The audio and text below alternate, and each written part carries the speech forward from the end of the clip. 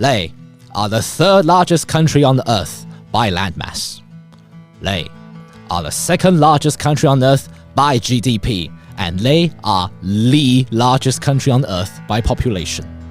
They are the top bilateral trading partner of more than 130 members of the World Trade Organization out of just about 200. And yet, they are one of the most brutal authoritarian regimes on earth, and they have not been shy about their reserved right to use military power to rewrite the international order in their region. I am, of course, talking about the crouching red dragon of the East, China. Welcome back to Streamlined Insights, the most international and scientific measure of the world. I'm Streamlined Engine. Now, you're probably quite familiar with some of those figures that I have already given you in the opening. And you're probably familiar with the fact that despite everything, despite all the disagreements, despite all the squabbles, and despite all the problems, the world simply cannot not trade with China. And perhaps you have wondered why that is. Well, before we answer that today, I think it'll be nice to take a step back and answer the question of why do we trade with China in the first place? Well, as it turns out, trading with China is really a matter of habit, a matter of history and culture. We've been doing it for millennials. It really is nothing new. We've been trading with China for thousands of years, even before the 2000s started. Now, I mean, when I say the 2000s started, it means before AD started. We've been doing it since BC time. During the Roman Empire, when most of Europe was still nomadic tribes, no less, the Roman Empire were already maintaining trade with China's Han Dynasty, Han Cao, via the Silk Road, called Silu in China. And then, fast forward a few hundred years, because that was 200 BC, mind you. Fast forward a few hundred years to 700 AD, the Arabs, who were dominating in maritime trading at the time, they sailed all the way around the continent just to establish trade relation with China's Tang Dynasty, Tang Cao. And this isn't just something of the ancient times either. In modern history, in the 19th century, 1839, the British famously were so upset that China was not trading with them, they sent the Royal Navy over to bombard China into opening up trade with them. And then came along Japan at the end of the century and the 20th century, who, because they have to do everything that the Western powers did and do it even better, started 2 wars with China just to force them to open up trade. Okay, so we've established that historically, people really want to trade with China. They want to trade with China so bad they can go to war over it. But why? We still haven't answered that. Factually, why do people like trading with China that much? Well, 4,000 of years, China is a huge landmass with a lot of agricultural land, and plenty of natural resources.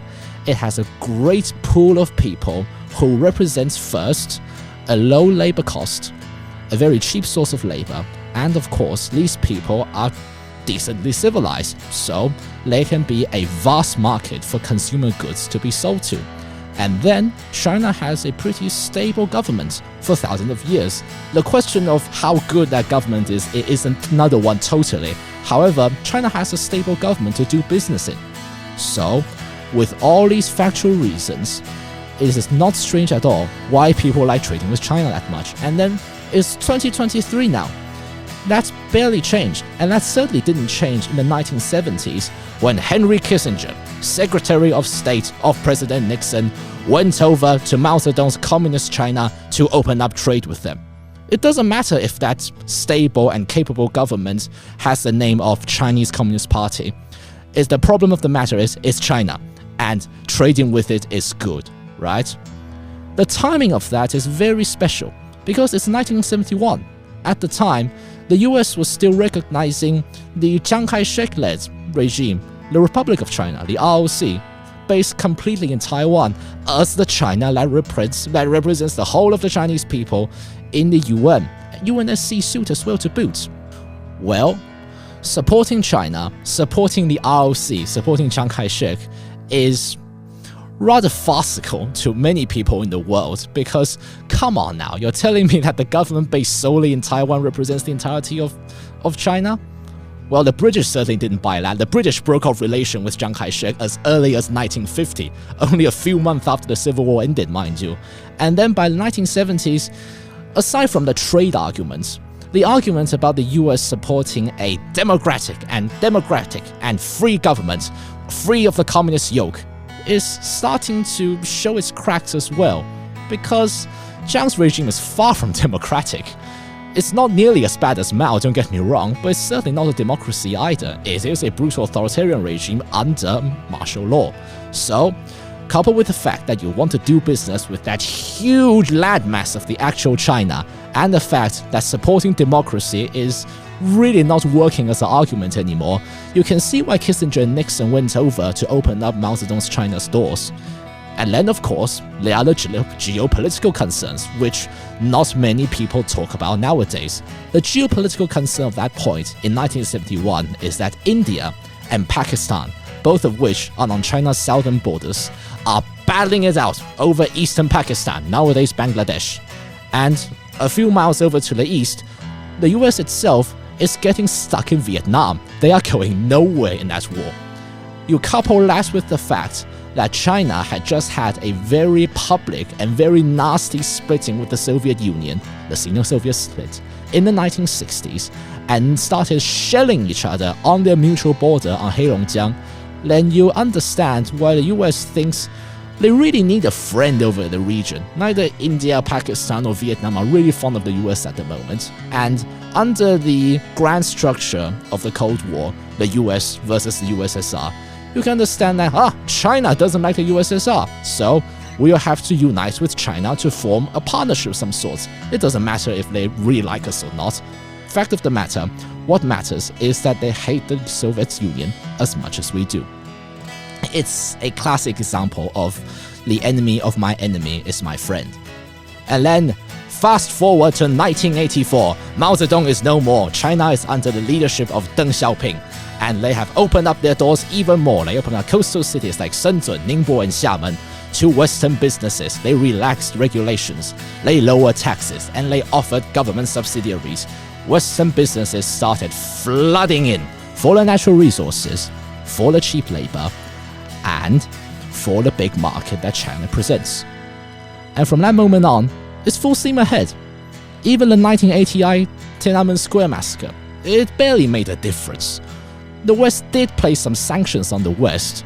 However, it didn't last. 6 years, not 6 years after Tiananmen, in 1985, when China had just brutally crushed student protesters on their capital, in their capital center with tanks, let me remind you, with tanks, President Clinton of the US invited China into the World Trade Organization with open arms, effectively erasing all the remaining trade tariffs China has with the rest of the world.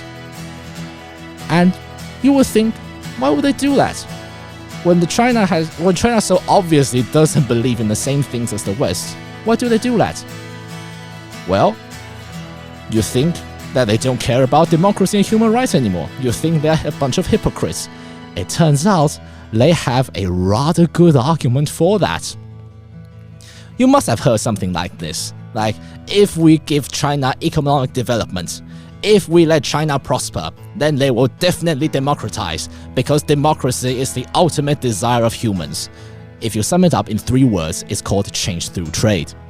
Well, I don't know how good change through trade is working, but it's 2023. It's nearly 30 years after China entered the WTO, and you can see for yourself how good change through trade is working. Well, someone does definitely think change through trade isn't working. Donald Trump, who came along in the 2016s and turned the whole US into a debacle. Seriously, amount of times that Trump has talked about China during his election campaign, during his presidency, if you edit all of the Chinas that he talked about every time, ever, if you put that into a video, that video runtime will be even longer than this episode. I've tried, I know. Trump started a trade war with China. Literally, a trade war. Trade tariffs, trade quotas, all of that. And the effects of that are still being hotly debated. I am not going to tell you how good that is working, whether it is good for US, good for China. I am not talking about that. However, what Trump has definitely done is to turn the issue of opposing China, of reining in China's authoritarian actions, into one that is only a concern for conservatives and for nationalists. So, if you are not a conservative, if you are not a crazy person, too nationalist about the Western hegemony, then you will not oppose anything China will do. This is the situation we're in right now. And it couples with something else. Because aside from the myth of change through trade, the other myth is the myth of historical responsibility. Because of racist actions by Western powers and imperialist actions by Western powers against China in the past, we should not interfere with what China is doing anymore if we want to say goodbye and bear responsibility to our past. If we are not imperialists anymore, then we should not stop China's rise. We should not interfere with what China is doing. We should accept China as a good trading partner. Well, I'm going to let you see how much credit that line of reasoning is. Because if you truly care about China, if you truly care about the Chinese people and if you don't want to be racist towards them, then I think you'll recognize the fact that a brutal authoritarian regime is not what they need. Trump didn't know that. Don't get me wrong. Trump didn't start a trade war with China because he cares about Xinjiang, he cares about Hong Kong, or he cares about Taiwan. No, he didn't. He started a trade war because he wants to satisfy his blue-collar electorates. That's the fact of the matter. But what I'm trying to tell you is Trump has turned this issue of reining in China's authoritarian actions into one that is monopolized by conservatives and by nationalists, which I don't think is remotely correct. I think if you want to say goodbye to your racist and imperialist past, if you truly want to do good for the Chinese people, then you would recognize that a brutal authoritarian regime is not what they need, and fueling that brutal authoritarian regime is not something that you should do. However, some people would say that even if all of that is true, even if change through trade is not what we expected, even if we don't have the baggage of historical responsibility to just let China do whatever the heck they want, even if all of that is true, it's too late to get out. We have been entangled too deep. There are too many business relations with China, and even want to get out now, it'll be too costly. Well, it's a classic case of path dependency, and it's quite understandable actually. It's quite relatable actually. Just think about yourself. If you've been living in your hometown for decades, if you've been studying at the same place for so many years, and you have been working at the same place for so many years, it'll take a lot to persuade you to just leave all of that behind and go to a new place and start over. Even for you as an individual, that will not be easy to do, and I am by no means suggesting that it is easy for businesses to do. Businesses who have set up roots in China, they have equipments, machinery, factories, employees, everything over there, and they have cultivated business ties, political ties. If you want them to move to a new place, if you want them to throw all of that away, that's not going to be easy. And that's honestly not going to be fair either. But what I am saying is, if you are making a reasonable and sound business decision, then you would recognize putting all of your eggs in a basket who does not think like you, who thinks it is in their right to rewrite the order of the international community anytime they want, who will take away your businesses just because of their political desires, then you are making a very, very questionable business decision. We talked a lot about why people like trading with China. We talked about the historical factors, we talked about the factual reasons why people like trading with China, and we talk about the ideological reasons behind it. I'm not trying to tell you if it is good or bad, but some of you here might be asking me, why are we even discussing this question? Well, from my point of view, everything should be discussed.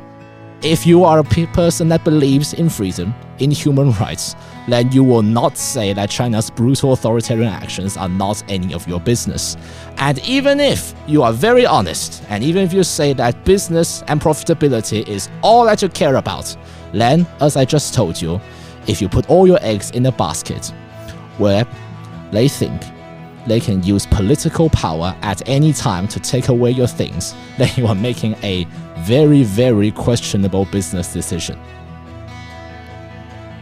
What you will do with this information is your business. However, this is Streamlined Insights, and I have the responsibility to tell you everything that I know. If you would like to know more about ancient Chinese political thought, how China came to be as prosperous and as stable a land for so many millenniums of years when the rest of the world is warring away, then sound off in the comments down below and we will make a new episode about that. If you want to know more about how the Chinese communists have aligned their Marxist ideology with doing business with the Western powers, tell me in the comments as well. Next time, we will talk about another Eastern Asian nation, Japan, and their ambitions in the modern times. I'm Streamlined Engine, and you have been listening to Streamlined Insights.